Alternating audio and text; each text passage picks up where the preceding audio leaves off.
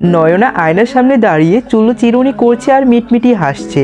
বারবারই যেন তার কানে রাঙ্গা বউ শব্দটাই বাড়ি খাচ্ছে। ষোড়শী হৃদয়ের প্রেম ভয়ঙ্কর, তা কেবল প্রেম না, প্রথম অনুভূতি হৃদয়ের দরজা খুলে কারো উপস্থিতি। লম্বা চুলগুলো সম্পূর্ণ না আছড়িয়ে বেডে এসে বসলো। তার এখন ইচ্ছে করছে নাচতে। গান খুঁজতেই লাগলো, মন মতো গান না পেলে নাচ জমবে না, নাচটাও তো ভেতর থেকে আসতে হবে। নয়না উকিঝুঁকি দিচ্ছে, না নীলঞ্জনাকে কোথাও দেখতে পেল না। দরজা বন্ধ করে সাউন্ড বক্সের গান ছেড়ে নাচা শুরু করতেই নয়নার ফোনে শো শব্দেই বেজে উঠল। বিরক্ত নিয়ে মোবাইলটা হাতে তুলেই বলে, এই সময় আবার কারো ডিস্টার্ব করতে হলো। স্ক্রিনে তাকাতে নয়নার ঠোঁটের কোণে হাসি ফুটে উঠল। সাথে সাথে রিসিভ করে বলে, কে যেন বলেছিল প্রথম এক্সামের পরে কথা হবে। কারো অস্ত্রসিক্ত নয়ন দেখার পর মনটা আকুপাকু করছিল, তাই মনটাকে বোঝাতে অক্ষম হয়ে কল দিলাম। জিহান নয়নার দিকে অবাক দৃষ্টিতে তাকিয়ে আছে। মনে মনে বলে, মেয়েদের মন বোঝা নয় রে নয় সোজা। হঠাৎ অমাবস্যা, হঠাৎই জ্যোৎস্না। এইভাবে তাকিয়ে কি দেখছেন? একটু আগে না কাঁদছিল ফুলটুসি, আর এখন যেন দাঁত দিয়ে মুক্ত ঝরছে। আপনার জন্য কি সারাক্ষণই কান্না করব? সারাক্ষণ তো দূরের কথা, আমার জন্য কখনই কান্না করবে না। চোখের পানি আমার সহ্য হয় না, কিন্তু আমি তো কোনো কারণে কান্না শুরু করলে পাক্কা 1.5 ঘন্টা কান্না করি। তারপর আয়নার দিকে তাকিয়ে দেখে কান্না করে আমাকে কেমন লেগেছে।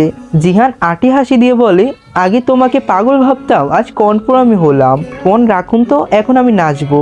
জিহান চোখ বড় বড় করে বলে, তুমি নাচতেও পারো? জিহানের কথায় ভ্রু কুঁচকিয়ে নয়না বলে, নাচতে পারি মানে? আমার নাচ দেখলে আপনি নূরে পাতিয়ার নাচও ভুলে যাবেন। না, আমি বিশ্বাস করি না। নয়না রাগেই নাচা শুরু করলো। এক পাগলিকে রাগিয়ে দিয়ে মোবাইলের অপর পাশের ব্যক্তিটি মুগ্ধ নয়নে নাচ দেখতে ব্যস্ত। নয়নার হঠাৎই চোখ আটকালো জিহানের ওপর, সাথে সাথেই থেমে গেল। জিহান এখনো যেন আটকিয়েছে তার রাঙ্গা বইয়ের নৃত্যে। এই যে মিস্টার প্লেন ড্রাইভার, এইভাবে ঢ্যাপ ঢ্যাপ করে তাকিয়ে থেকে নজর দিচ্ছেন কেন? আমার জিনিস আমার নজর, আমি দেব না তো কে দেবে? আপনার জিনিস মানে? জিহান বুঝতে পারলো হুঁশ হারিয়ে ভুল বলেই ফেলেছে। আমারই তো। মোবাইলটা কে কিনে দিয়েছে? কিনে দিলেও কি, এটার মালিক এখন আমি। তোমার মালিকই তো আমি। ইস, শখ কথা, বহুত শখ সুইটাই। এই মুহূর্তে শখ হচ্ছে তোমার গালের নিচের কালো তিলটাকে আমার ঠোঁটের স্পঞ্জ ছোঁয়া দেওয়ার। নয়না ওড়না দিয়ে তিলটাকে ঢেকে বলে, মুখে কিছু আটকায় না? কে বললো আটকায় না? কত কিছুই তো আটকিয়ে রাখি। তুমি 16 বছরের পুঁটি মাছ বলে। শোনেন মিস্টার জিহানরো চৌধুরী, আমি সুনয়না তালুকদার, বয়স আমার সবে 16। তবে বিয়ে হলে আমারও একটা বাচ্চাও থাকতো। নিজেই একটা বাচ্চা, আবার এসেছে বাচ্চা থাকতো। এই তোমার এত ডার্টি মাইন্ডে জানা ছিল না তো? সরেন, আপনার সাথে কথা বলবো না। রাঙ্গাবো তোমার জন্য একদমই পারফেক্ট শব্দ। আমি সিঙ্গেল, এইসব বউটো আমাকে কইবেন না, কইয়া দিলাম। আইসি আমার সিঙ্গেল ছেমরি, অর্ধেক বাসর সেরে সেই আবার সিঙ্গেল। নয়না দাঁতে কিরমির দিয়ে বলে, আপনাকে কিন্তু কামড় দেব। কামন বেবি, কথায় কথায় কামড় দিবে? দাও, আমি রেডি তোমার কামড় খেতে। ইস, এত কিউট বইয়ের কামড় খাবো ভাবতেই কেমন কেমন ফিল হচ্ছে। অসভ্য ড্রাইভার, একদমই চুপ করুন, নয়তো ছেপ দিয়ে দৌড় দেব। জিহান চোখ টিপ দিয়ে বলে, বুড়া বয়সে আমার কুয়ারা কাটা, তুমি ছেপ দিলে আমি তোমার আঁচলে মুছে নেব। নীলাঞ্জনা ওয়াশরুম থেকে বের হয়ে বলে, নয়না কই রে, আমাকে একটা তাওয়াল দে তো। জিয়ান নীলাঞ্জনার কণ্ঠ শুনে চিনে ফেললো। এতদিন পরে সেই চিনচেরা কণ্ঠ ধবনী কর্ণকুয়ে পৌঁছাতে জিহানের চোয়াল শক্ত হয়ে গেল। হাসি উজ্জ্বল চেহারার রঙিন বর্ণন ধারণ করলো, চোখ থেকে যেন অগ্নি ঝরবে। নয়না কিছু বলার আগেই জিহান বলে, তোমার রুমে এই মেয়ে কি করে? কেন জায়গা দিয়েছিস ওকে? তোদের বাসায় রুমের অভাব? আজকে তুই আমার বাসায় চলে যাবি, এর আগেই তোর সাথে আর কোনো কথা নেই। জিহান নয়নাকে কিছু বলার সুযোগ না দিয়ে নিজেই ফোনটা ছুঁড়ে মারলো ফ্লোরে। সাথে সাথেই ফোনটা ভেঙে ফ্লোরে পড়ে রইল। নয়না কান্না করছে, নয়নার শরীর কাঁপছে। ঠিক এই রূপটা সে আরো একবার দেখেছে।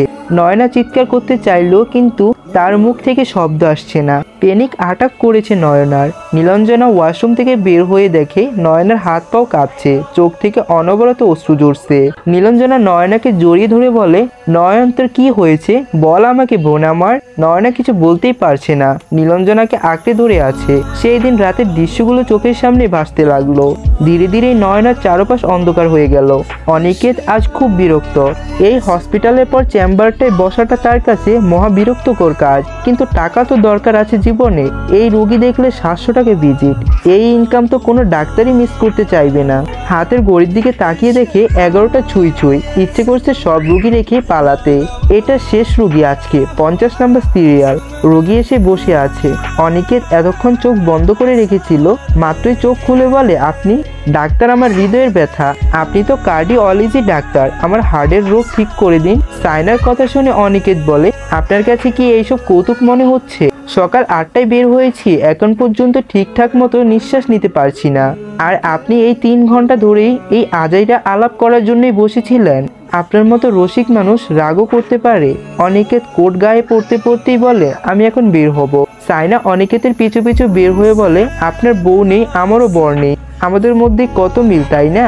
মিল নেই? আপনার বাবা মা সবই আছে, আমার 3 কুলের কেউ নেই। এক হলে কি করে?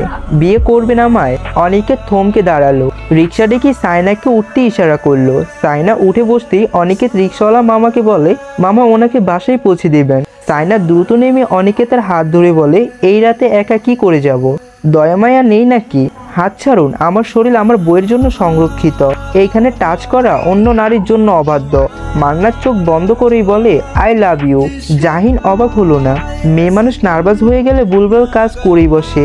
জাহিন একটা পানির বোতল এগিয়ে দিয়ে বলে, আপনার মাথায় পানি ঢেলে মাথা ঠান্ডা করুন, নয়তো পাগল ভেবে মানুষ আপনাকে মারবে। নয়না চোখ খুললো, আবারও বলল, আমার আপনাকে ভাল লাগছে, মেরি মি। জাহিন মান্নাতের দিকে তাকিয়ে বলে, বয়স কত তোমার? সর্বোচ্চ 17 কিংবা 18। এরই মধ্যে মান্নাতের মা এসে বলে, এইখানে কি হচ্ছে? জাহিন প্রস্থান করতে করতেই বলে, আপনার মেয়ের মাথায় সমস্যা, রাস্তাঘাটেই তাকে একা ছাড়বেন না আন্টি। মান্নাত ভয়ে চুপসে গেল। এই রে, এইবার আর রক্ষে নেই। মিনমিন করেই বলে, আসলে আম্মি হয়েছে কি জানো? আমি কিছুই জানতে চাই না, বাসায় চল, আজ বোঝাবো কত দানে কত চাল।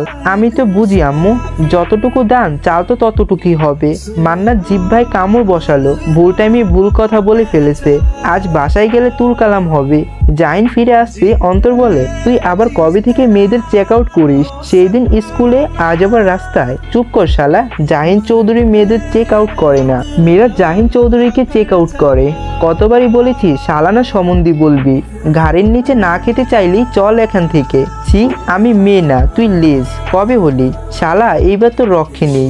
অন্তর দৌড় দিয়ে বলে, তুই সুযোগ পেলে আমায় হেনাস্তান করিস, আজ দেখি কেমন লাগে। তোরে একবার পাই তোর ঠিক জায়গায় কিক মেরে তোর পরিবর্তন প্রজন্ম অন্ধকার করে দেব। চোখ খুলে নিজেকে হসপিটালে বেডে আবিষ্কার করলো নয়না। তার পায়ের কাছেই বসে আছে জাহানারা বেগম। নয়নার জ্ঞান ফিরেছে এটা দেখে দ্রুতই সামনে এগিয়ে এসে নয়নার মাথায় হাত বুলিয়ে বলে, এখন কেমন লাগছে মা? নয়নার চোখের অশ্রু টলমল করছে, ইচ্ছে করছে তার মাকেই জড়িয়ে ধরে কাঁদতে। নার্স এসে বলল, একটু সময় দিন, এখন কেউ রোগীকে ডিস্টার্ব করবেন না। নয়না পাশ ফিরাতেই চোখ পড়ল মিতা বেগমের দিকে।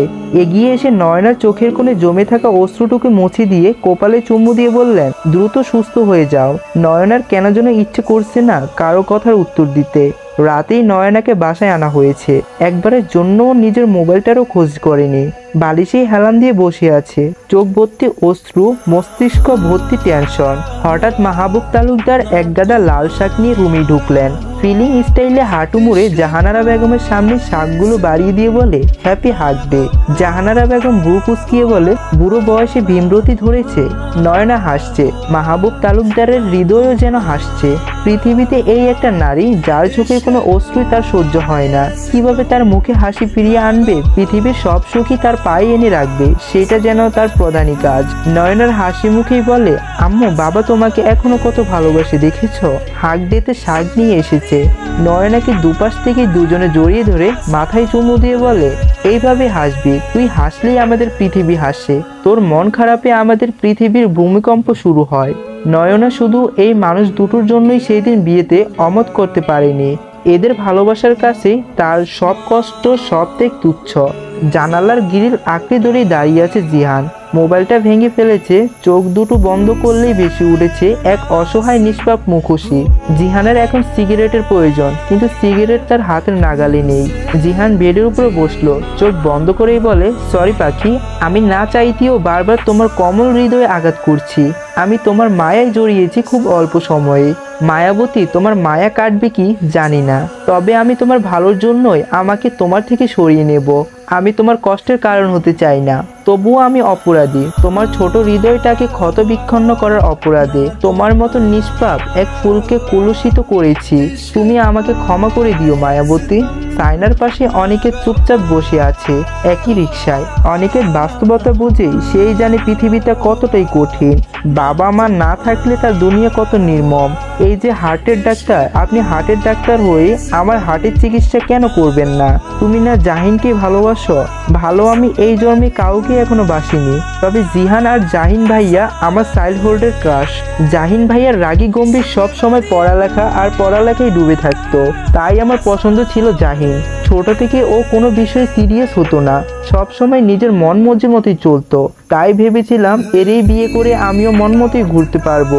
লাইফে সুদর্শন ছেলে আর টাকা দুটো একসাথেই পেলে কেউ হাতছাড়া করতে চায় না। আমার তো দুটার একটাও নেই। আপনার সে শুদ্ধ মন পবিত্র দেহ। আপনি ওই দিনই বলেছিলেন আপনার শরীর টাচ করতে না, কারণ এইটা আপনার ভবিষ্যৎ বইয়ের আমানত। ব্যাস, আমি আপনার উপর ফিদা। বিয়ে করলে আপনাকে করব। আর হ্যাঁ, যথেষ্ট সুদর্শন আপনি। আর ডাক্তাররা আবার গরিবও হয়, আমাকে বোকা মনে হয় আপনার? অনেকে শান্ত কণ্ঠে বলে আমি তোমাকে বিয়ে করতে পারবো না। আমি নিজেও জানি না আমার বাবা মাকে। এমন প্রীত পরিচয়হীন ছেলের কাছে কোনো পরিবারে নিজের মেয়ে দেবে না। পরিবার দিতে হবে কেন? মেয়ে নিজেই আপনার কাছেই চলে আসবে।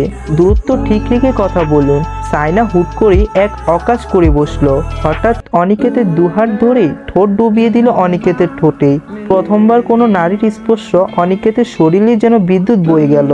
লাবিব বাসায় আসতেই তার বাবা তাকে বকাঝোকা করলো, এরপরে ঠান্ডা মাথায় ব্রেন ওয়াশ করলো। লাবিব বসেই আছে একটা হোটেলের রুমের সোফায়। তার নতুন গার্লফ্রেন্ড সোনিয়াকে নিয়ে এসেছে। সোনিয়া নিজেই তাকে এখানে আসার অফার করেছে। লাবিব মনে মনেই ভাবলো এই মেয়ে বড়লোক হলেই তো আর নীলঞ্জনা বেবিকে ফিরিয়ে আনবো না। লাবিব সোনিয়ার হাতের ওপর হাত রেখে বলে, baby you are so beautiful. এই ড্রেস পরে আসবে বেবি। সোনিয়ার এক চোখ টিপ দিয়ে বলে, ড্রেসের কি দরকার সোনা? বলেই দুজন কাছাকাছি আসলো। হঠাৎই সোনিয়া একটা ছুরি বের করে লাবিবের গলায় ধরে বলে, শালা যা আছে বের কর, নয়তো এইখানেই তো লাশ ফেলে রাখবো। একদম শক্তি দেখানোর চেষ্টা করবি না, এখানেই সব আমার লোক। গোটা এক সপ্তাহ কেটে গেছে, এরই মধ্যে জিহান নয়নার কোনো যোগাযোগ হয়নি। হসপিটাল থেকে ফিরে নয়না পড়ালেখায় ব্যস্ত হয়ে পড়েছে। সেই জন্য তার মনের সাথে যুদ্ধ করে এইভাবে কাউকে ভুলে থাকার চেষ্টা করে যাচ্ছে। দুটো পরীক্ষা শেষ, মোবাইল বন্ধ করে আলমারির ডয়েরি রাখা সেটা একবারের জন্যও ধরেনি নয়না। এখন সূর্য অস্ত যাওয়ার সময়। নয়না বারান্দায় এসে দোলনায় বসলো। মাঝে মাঝে এইখানেই বসে সে আনমনে কবিতা আবৃত্তি করে। সূর্য ধীরে ধীরে নিচের দিকে নামছে। নয়নার চোখের কোণে ভিজে উঠছে অজানা কারণে। তার কেন মন খারাপ লাগছে, কেন না চাইতেই চোখ দুটো ভিজে উঠেছে। মানুষ কি এত সহজেই কারো মায়া আটকে যেতে পারে? কোন মানুষকে কি এত সহজেই হৃদয়ে জায়গা দেওয়া যায়? আচ্ছা, আমরা কি নিজের ইচ্ছে মতোই কারো মায়া আবদ্ধ হতে পারি, অথবা ভালোবাসতেও পারি? হৃদয় তো মস্তিষ্কের মতো না যে এইসবই ভেবেচিন্তে করা যায়। সে তো নিজের মন মতোই চলে। আর মস্তিষ্কের দ্বিবন্ধে আমাদের কাকেই প্রাধান্য দেওয়া উচিত? মন আর মস্তিষ্ক কেনই আলাদা চলে? এইসব প্রশ্নেই যেন নয়নাকে ঘিরে ধরছে, অথচ উত্তরে মেলা যে ব্যর্থ। সূর্যের রক্তমী ভাব টুকটুকি বিলুপ্ত হওয়ার পথে। নয়না উঠে দাঁড়িয়ে আনমনে বলছে, আমি চাই না তুমি আমাকে সূর্যের মতো ভালোবাসো, যার প্রখারত বিলুপ্ত হয়ে যায় আধারে। আমি চাই না তুমি আমায় চাঁদের মতো ভালোবাসো, যার সৌন্দর্য হারিয়ে যায় দিনের আলোয়। আমি চাই না তুমি আমাকে আকাশের মতোই ভালোবাসো, যে ক্ষণে ক্ষণে বদলাবে তবুও ছেড়ে যাবে না, সবসময় স্থির থাকবে আমার পাশে। নীলাঞ্জনা পাশ থেকেই বলে, বা সুন্দরীতে বলতে পারিস তো, তা খুব ভালোবাসিস বুঝি? নয়না কোনো উত্তর না দিয়ে রুমেই চলে আসলো। জায়নামাজ নিয়ে ফ্লোরে পেতে নামাজেই দাঁড়িয়ে গেল। আর কোনো সময় নামাজ পড়ুক বা না পড়ুক, পরীক্ষার সময় নয়নার নামাজ যেন মিস হয় না। নীলাঞ্জনা হাসছে, ছোটবেলা থেকেই নয়নার এক্সামে নামাজি। নীলাঞ্জনা এক সপ্তাহ ধরে এই বাসায় কেউ তার খোঁজই নেয়নি। সে খাচ্ছে, ঘুমাচ্ছে, কেউ তাকে কিছুই জিজ্ঞেস করছে না, কাছেও ডাকছে না। সবার এই নীরবতা নীলাঞ্জনাকে যেন কুড়ে কুড়ে খাচ্ছে। নয়না চিৎকার করে বলে, আমার দুঃখ, আমার কষ্ট, আমার স্যাক্রিফাইস, আমার হৃদয়ের ক্ষত, সব দিকেই আপনি আর আপনি। স্বার্থপর মানুষ আপনি, নিজেকে ছাড়া আর কাউকেই দেখতে পারেন না। আপনার এত কিছুর মধ্যে আমি কোথায়? আমার ক্ষত বিক্ষত হৃদয় একবারও আপনার দৃষ্টি পড়েনি, একবারও আপনার মন বলেনি আপনি অন্যায় করেছেন আমার সাথে। আপনার এত কিছুর ভিড়ে বিক্রম কার্ড ফে করেছি আমি। আমি। জিহান ধরপড়িয়ে উঠে বসলো, কপালেই জমেছে বিন্দু বিন্দু ঘাম। বেড সাইডের ল্যাম্প জ্বালিয়ে জোরে জোরে নিঃশ্বাস নিল। তার মানে এইসব স্বপ্ন ছিল। মোবাইল হাতে নিল, নতুন মোবাইল কিনেছে। মোবাইলের স্ক্রিনে তারিখ দেখে বলে, আজ একটা সপ্তাহ আমাদের কথা হয় না। রোজ আমার তোমার কথা মনে পড়ে। তোমার কি আমার কথা মনে পড়ে না ষোড়শী? তোমার এক্সাম কেমন হয়েছে জানা হলো না। আমি তোমাকে আমার করতে পারবো না। আমি তোমাকে মুক্ত করে দিলাম, তবুও চাই তুমি ভালো থাকো। আমি তোমার অপরাধী। তুমি কখনো আমার অপরাধ ক্ষমা করে আমাকে আপন করতে পারবে না। আমি বারবারই তোমাকে হার্ট করেছি, বারবারই তোমার কমল হৃদয়ের গভীর আঘাতে জর্জরিত করেছি। ক্ষমা চাওয়ার ভাষাটুকু আমার কাছে নেই। আমি জানি তুমি ভালো কাউকে ডিজার্ভ করো, আমার মতো অপরাধীকে না। মোবাইলের স্ক্রিনে আলোয় নিভে যাচ্ছিল। জিহান আবারও জ্বালাচ্ছে। সেইখানে ঝলঝল করছে তার ষোড়শী রমণীর হাসি উজ্জ্বল মুখোশী।